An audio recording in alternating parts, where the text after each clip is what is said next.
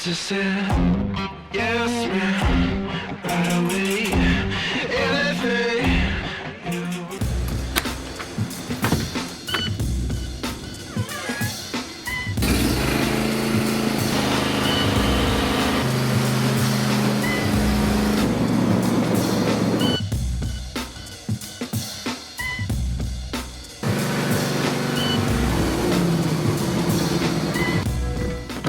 Literally finished right before the rain, so I think that is a perfect time to sit in the shed and review that Kentucky Common we made.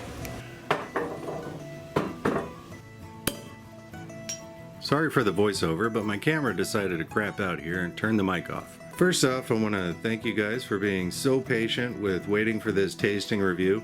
It's a long time coming, and I really do thank all my subscribers and the new viewers for sticking with me this long to find out whether or not a beer tastes any good. So to all the guys who asked in comments, how's that beer coming along? This is for you. Long story short, other than being super cloudy because I fluffed the grain bag in my wort, the beer turned out great. It's nice and malty, crisp, and it's got a peppery note from the rye and some coffee and chocolatey flavors from the adjunct grains that I used. I didn't taste any malted corn and wasn't really expecting to in a big flavorful beer like this, but it did add a nice creaminess to the mouthfeel, making this a really smooth beer. I'll definitely be brewing this one again. If you've never had a rye beer, it's hard to describe, for me anyway. The best I can tell you is that it's like the difference between rye bread and sourdough. There's a noticeable flavor from the rye. I actually took some to my dad, who doesn't really like rye whiskey, so I was interested to see how he'd react to the rye in a beer. Dad said that this beer is better than the Dunkel. And the Dunkel to me was one of the best beers I've ever had. Dunkel was very good beer. It was a dark, full bodied, maybe not full bodied, but it was a substantial beer. This one is better. And that's pretty high praise, especially considering my dad will tell you if he doesn't like something, no matter who you are. Now let's review the NoChill Method. It really worked out well for me. I didn't notice any infection or off flavors with the beer at all.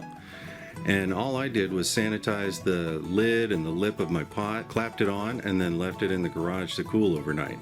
Just remember, if you try the NoChill Method, you need to do your hop additions 20 minutes later than you normally would, since the wort will stay hot enough to extract the hop oils for about that long. So let's move on to the bourbon barreled beer. I gave the base beer about 2 weeks in primary fermentation and drained the whiskey out of my barrel. I used some of the whiskey to make sure the opening of the barrel was sterilized, and then I also used some of the whiskey to make sure my mouth hole was sterilized and my stomach hole. Then I racked the beer into the barrel. While I racked the 2 quarts of beer into the barrel, I used a siphon to pull some CO2 from dry ice into my bucket to backfill the fermenter with CO2 instead of letting it get contaminated with oxygen. I haven't started kegging my beer yet, so this is what I had to work with. Smart monkey make tools. The result after aging in the barrel for 2 weeks was definitely a winner. I wish I had more than 2 quarts because it's all gone now. It had a lot of the same character as the Kentucky, of course, but it was even smoother and it had a lower hop bitterness, which I really wasn't expecting, but it was nice. The smoky oak and bourbon flavors really came through, but at just the right levels to not overshadow the flavors of the beer. All that with only 2 weeks in the barrel. I think it's safe to say from this experiment that you can barrel age very small batches of beer with really great results. So for the next beer, I think we're going to do a cream ale. And, here in the South, we've got several more months of summer, so a lawnmower beer is pretty much required most of the year. It'll be a nice, easy cream ale with that malted corn that I have left over from the previous video. If you haven't seen it, check up here for a link, or maybe up here.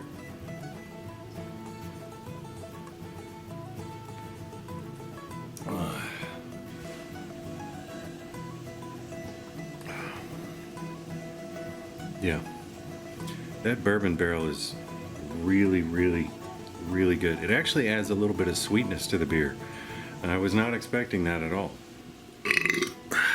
Delicious. Now that's what I call some grade A bourbon. So if you like what I do here on this channel and you have or don't have a beard, I don't care. Hit that subscribe button and hit the little bell icon right next to it so you get notified whenever I post new content. If you enjoyed the video, if you enjoyed the beer recipe, which I've posted down in the description again, hit that like button. If you have any questions at all, go ahead and post them in the comments section. I'm happy to answer them. If you want to be critical of my cloudy beer, that's okay. I could probably use the help anyway. Alright, so thanks for watching. I'll talk at you later.